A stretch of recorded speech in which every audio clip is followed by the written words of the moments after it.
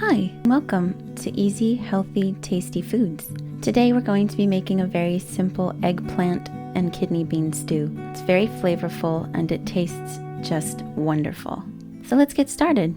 So of course you're going to need a freshly washed eggplant to start out with. So I'm going to start by cutting this eggplant in half. An eggplant should have kind of a soft and spongy feel to it and should be very bright and light and fresh looking on the inside, and that's how you know it's going to be really good for cooking with. I'm just cutting away any excess skin that might have gone with a rough cut, and I'm going to cut each half of the eggplant into thirds so that I can cut it into as even little chunks as possible. These chunks should be about 1 inch to 2 inches, but definitely don't obsess over that. Just try to make sure that they're not too small and that they're not too large so that they can bake evenly. So now that I've cut it into thirds, I'm just going to make sure that they are cut, like I said, into the about inch long squares. And I just fast forwarded this part because it's kind of boring for you to watch. But it only took me about 4 or 5 minutes. After that, make sure that you place them as evenly spaced as possible on a baking sheet, which again I fast forwarded, but this part only took me a few minutes as well. This entire recipe, by the way, shouldn't take more than about 10 or 15 minutes of prep and about 30 minutes of cooking.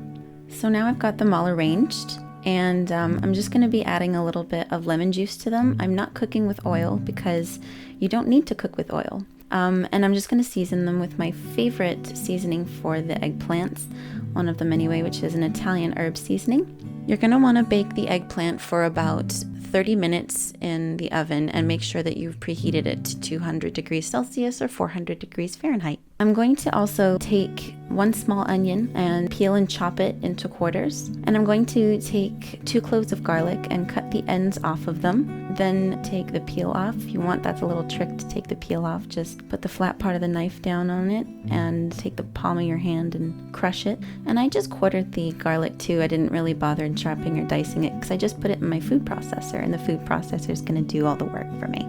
So I just took a jar of already diced tomato that I had already used in a previous recipe, and I'm just going to pour about 1 cup of that in there as well.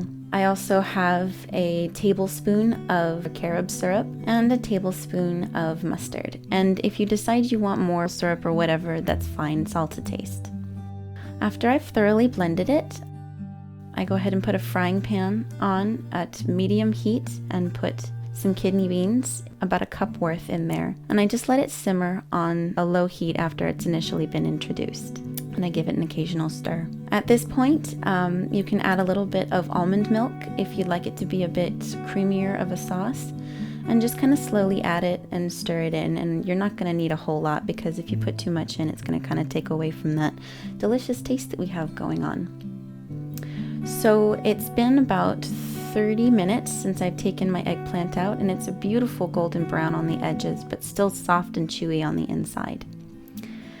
And now that my kidney bean bit has been simmering for about 10 minutes, I'm just going to go ahead and pour that over the top.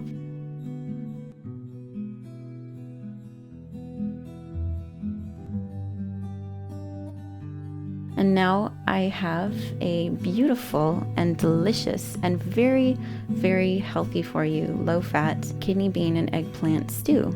And it was absolutely filling and delicious and satisfying and super, super easy. And I'm definitely going to be making this one again. So thank you very much for watching, and if you enjoyed this recipe, please subscribe and share, like on Facebook, and stay inspired with us on Instagram. Thanks. Bye.